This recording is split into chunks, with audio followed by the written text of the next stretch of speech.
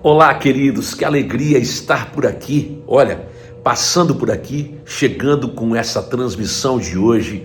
Hoje nós vamos participar daquilo que foi a ministração do culto deste último domingo às 17 horas na nossa Mais de Cristo em Floripa.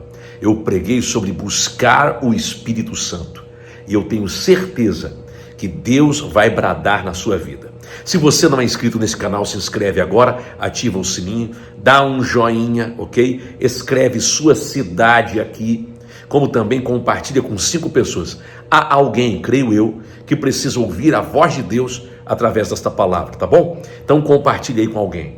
Abra o seu coração, entenda que Deus vai tocar a sua vida agora. Buscando o Espírito Santo. Esta é, sem dúvida, a maior necessidade do crente: viver uma vida condizente com a palavra de Deus, honrando ao Senhor e cada vez mais buscando a presença do melhor amigo que você pode ter, o Espírito Santo. Diga amém. Mas eu quero ler um texto que aparentemente nada tem a ver com buscar, mas você vai entender na medida que eu vou pregando. Efésios capítulo 4, versículo 30. Efésios 4 e 30. Creio que vai aparecer aqui no telão este versículo. Está aí, olha só. Não entristeçam o Espírito Santo de Deus, com o qual vocês foram selados para o dia da redenção. Este texto está em Efésios. O apóstolo Paulo escreve esta epístola aos irmãos de Éfeso quando ele estava preso em Roma, por volta de 60 anos depois de Cristo. Muito obrigado, mano. Ele envia esta carta aos irmãos de Éfeso, trazendo algumas recomendações, lembrando os irmãos de Éfeso sobre quem eles eram e como é que eles deveriam viver. Éfeso não era uma cidade do povoado de Israel. Éfeso era uma cidade gentílica. Éfeso era uma cidade com um comércio pujante, uma cidade muito conhecida, como também marcada pela idolatria. Eles adoravam a deusa Diana nesta cidade. Lá havia muita prática ocultista. Lá a imoralidade tomava conta, no cunho físico quanto espiritual. Você vai observar que o apóstolo Paulo ele divide esta carta, esta epístola, em 2 partes. A primeira parte para falar sobre a identidade do cristão, quem nós somos em Cristo. E você sabe, todo crente em Jesus tem a sua história dividida num antes e num depois de Cristo. Antes, você estava perdido. Antes, você tinha uma vida totalmente equivocada em relação a princípios de Deus. Antes, a sua vida dava até nojo. Depois que você encontrou Jesus, encontrou o Salvador, depois que você entregou a sua vida em Cristo, agora você recebeu uma nova identidade. Você já não é mais o mesmo. Os seus valores mudaram. Os conceitos da sua vida foram transformados. Agora tudo que você quer é ser parecido com Jesus. Você quer exalar o bom perfume de Cristo.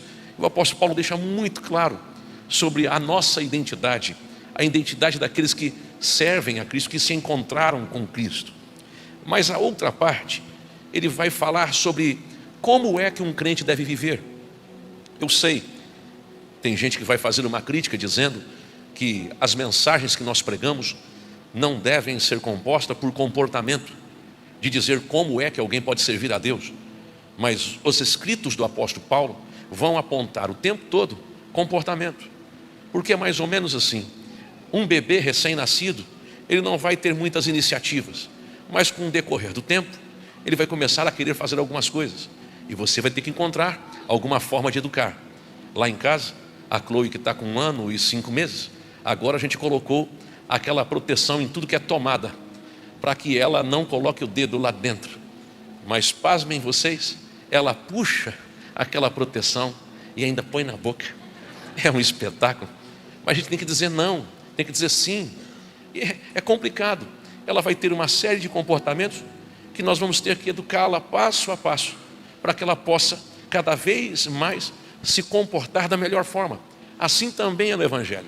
Quem nasceu de novo precisa saber o que é certo, o que é errado, além de que o Espírito Santo confirma, trazendo paz, trazendo luz, trazendo entendimento, abrindo os olhos espirituais. Então o apóstolo Paulo, ele divide esta epístola em duas partes. Primeiro na identidade, segundo no comportamento daquele que serve a Deus. O que é que o apóstolo Paulo, dirigindo-se aos irmãos de Éfeso, o que é que ele quer dizer quando diz: e não entristeçais o Espírito Santo de Deus, no qual fostes selados para o dia da redenção? Nós sabemos que o Espírito de Deus vai aparecer nas Escrituras, lá em Gênesis, dizendo que o Espírito do Senhor, o Espírito de Deus, pairava sobre a face das águas.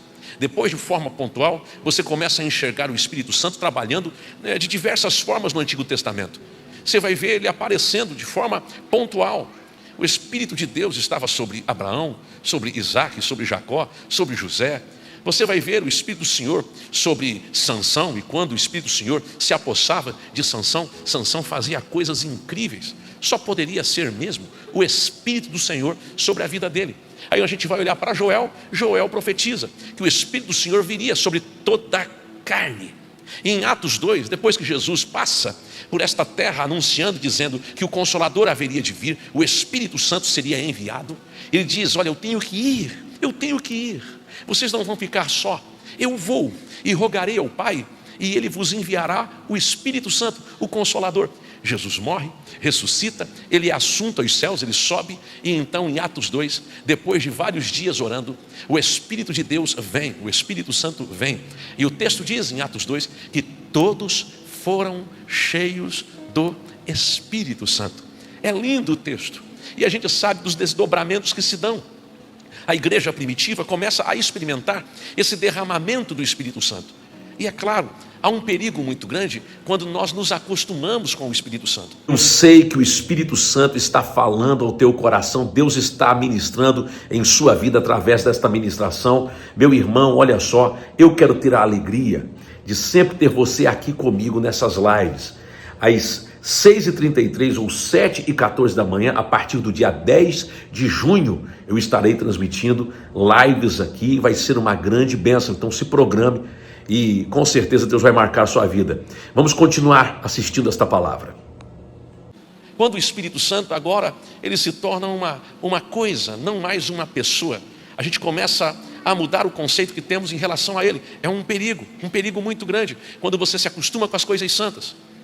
Eu tenho lá algumas preocupações em relação a esse lugar onde nós realizamos os cultos. Eu já contei aqui, vale a pena repetir. Há muitos anos atrás, os jovens me contaram uma história e disseram: pastor Júnior, tinha que fazer uma festa junina na igreja. E a gente fez uma festa junina e disseram que eu tinha que vir a caráter. Eu falei: vou ter que ir a caráter. Não precisa, pastor, o senhor sempre está a caráter.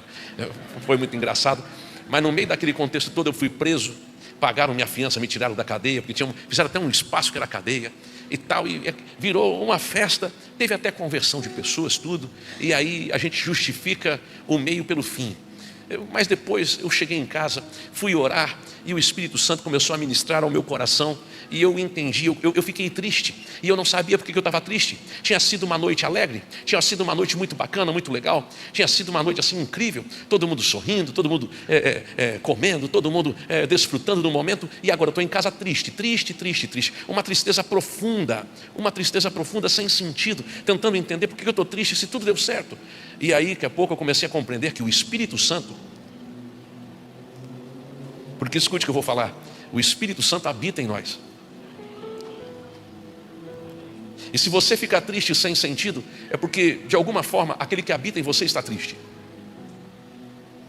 E aí eu comecei a indagar: mas por que, Senhor? Por que eu estou assim? Por que eu estou me sentindo assim? Meu Deus, eu fico todo arrepiado falando nisso.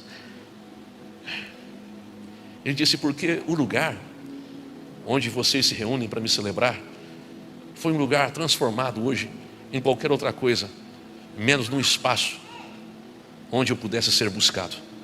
E aquilo me feriu, porque eu já tinha ferido ele. Então aquilo foi um golpe, e eu fiz um pacto com o Senhor.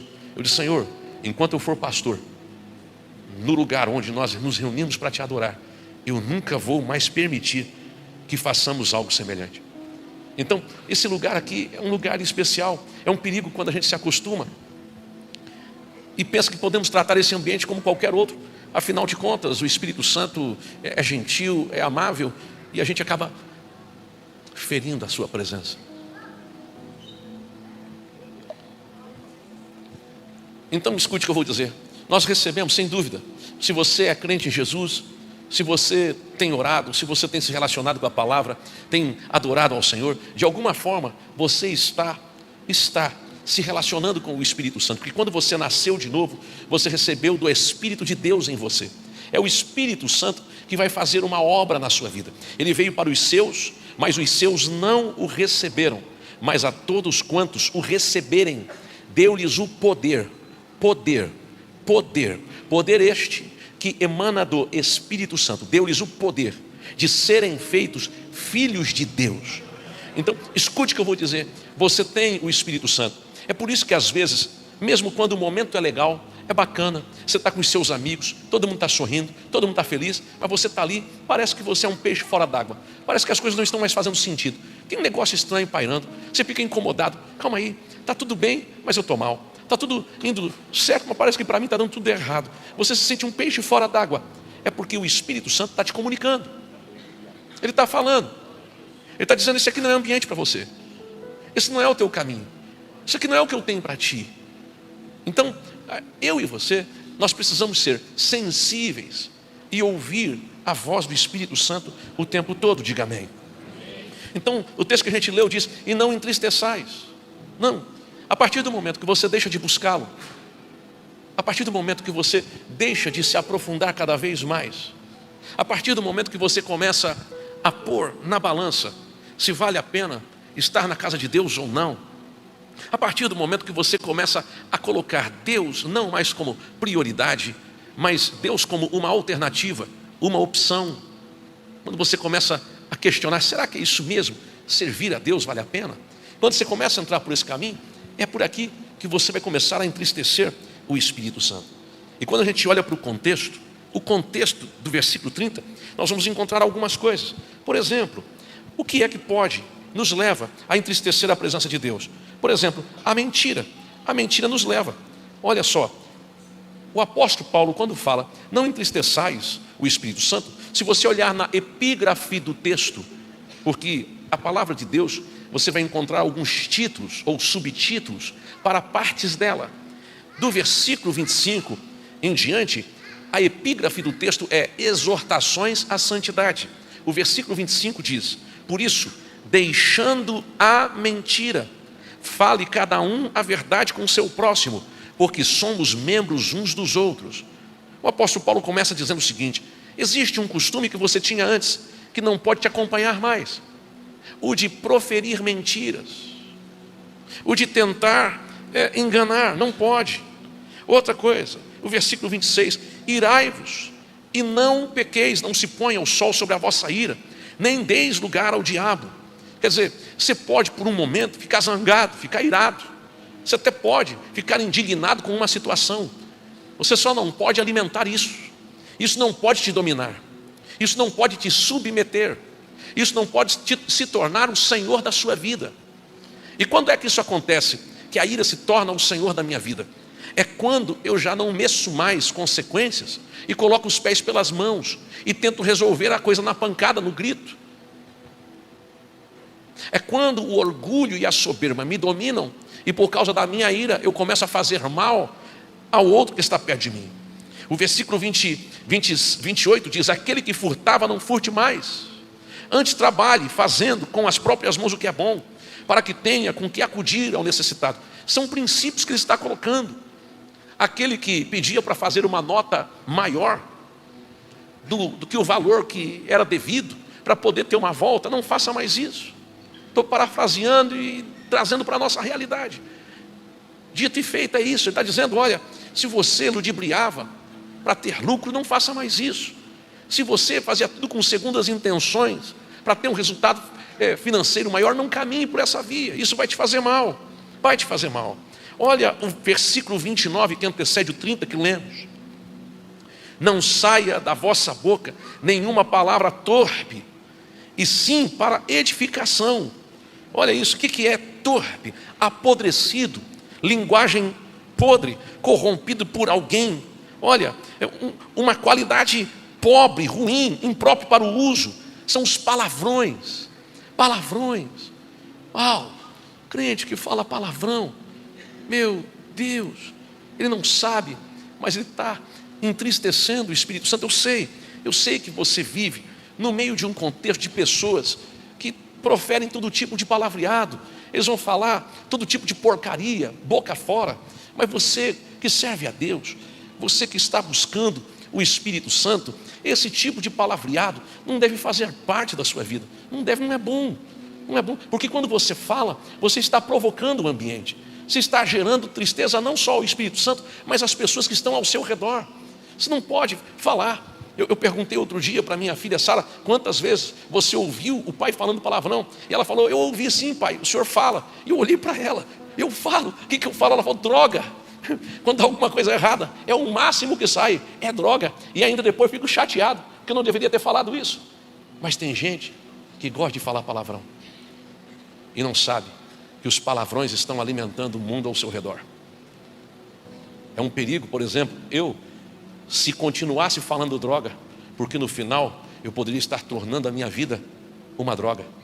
Se você fala outra coisa, pelo amor de Deus.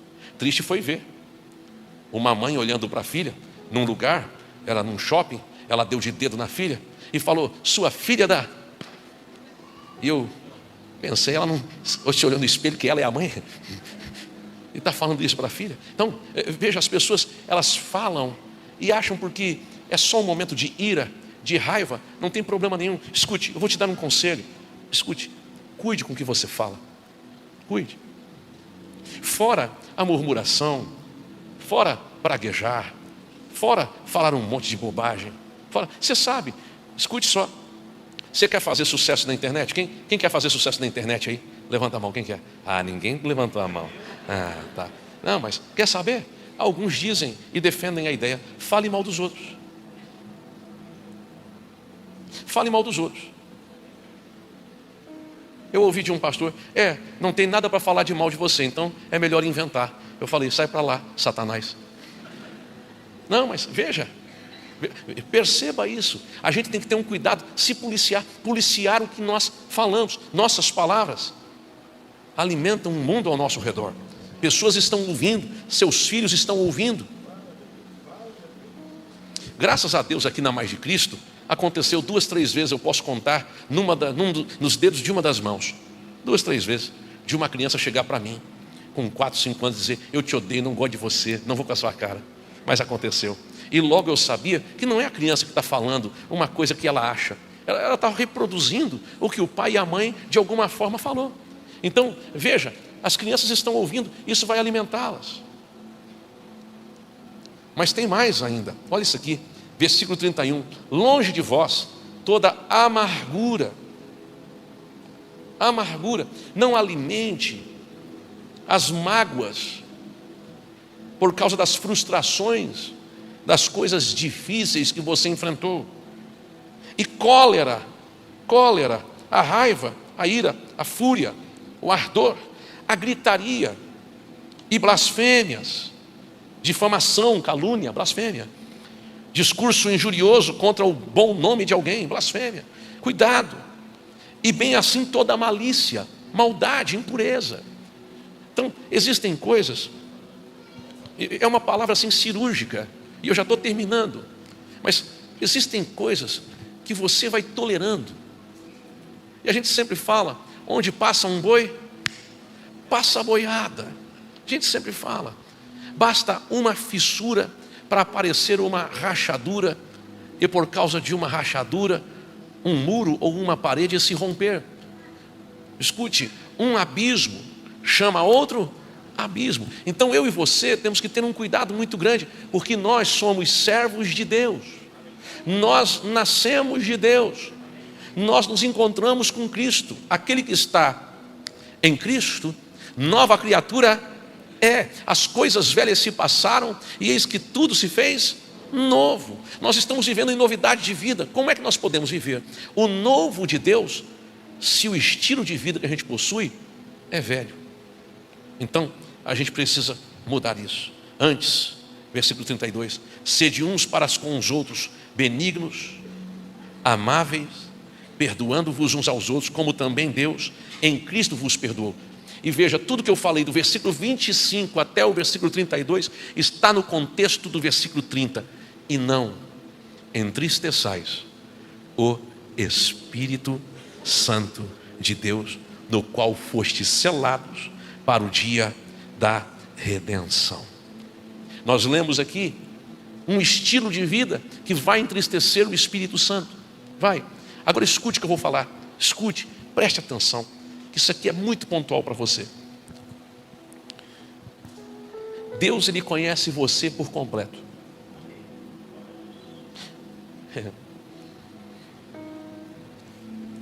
Deus, Ele conhece você melhor do que você se conhece.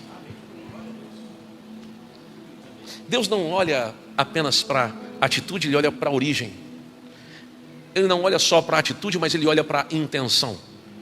Aliás, Deus sabe até quantos fios de cabelos há em vossa cabeça. Ele sabe, Ele conhece tudo, por mais que tenha uns que não tem nenhum. E aí diga, pastor, eu também sei. Mas se você olhar para mim, você não vai saber, nem eu sei, mas Deus sabe. Isso significa que Deus nos conhece, e se Ele nos conhece de forma completa, então significa que Deus também sabe onde é que estão as nossas fraquezas. Deus sabe onde é que nós somos mais vulneráveis para tropeçar e cair, Ele sabe. Deus sabe das nossas limitações, até onde é que nós conseguimos alcançar com a nossa mão. Deus sabe. E se Deus nos fez, não nos fez, aliás, Deus nos fez perfeitos, mas o pecado trouxe problema para a humanidade e nos tornou o que somos, então é por isso que a gente o tempo todo vai observar nas Escrituras que o desejo de Deus é que nós o busquemos com todo o coração. Porque, escute, Deus não quer que você seja perfeito. Aos olhos humanos você nunca vai conseguir ser, mas Deus quer que você busque o aperfeiçoamento. E Deus vai trabalhar para que você seja aperfeiçoado. Eu quero que você levante a sua mão direita aos céus e diga isso: o meu Deus está trabalhando na minha vida, para que cada dia mais e mais eu seja aperfeiçoado. A santificação é um processo que acontece de Deus para com o homem, mas a consagração é um processo que acontece do homem para com Deus. A santificação, ela acontece à medida que você abre o seu coração e pede para o Espírito Santo vir. Eu gosto de dizer que a santificação muitas vezes é resultado da consagração. Que você podia andar desalinhado, mas você se posicionou para buscar a presença de Deus. Você abriu o coração e entendeu que tudo que você precisa é dele. E porque você entendeu, ele vem. E quando ele vem, se havia alguma coisa que entristecia o Espírito Santo, agora não acontece mais, porque o Espírito Santo encontra liberdade na sua vida. E ele começa a trabalhar, ele começa a arrancar tudo que não presta, e ele não arranca de fora para dentro. Ele vai, eu falei, ele não olha só para as atitudes, ele olha para a origem. E ele vai lá na origem, lá nas raízes, as mais profundas, lá onde estão as ervas daninhas, e ele vai arrancando.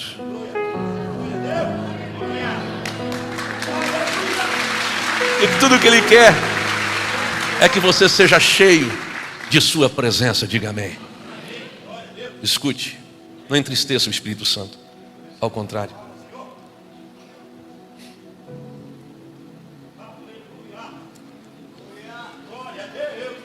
Convide o Espírito Santo para tomar conta da sua vida.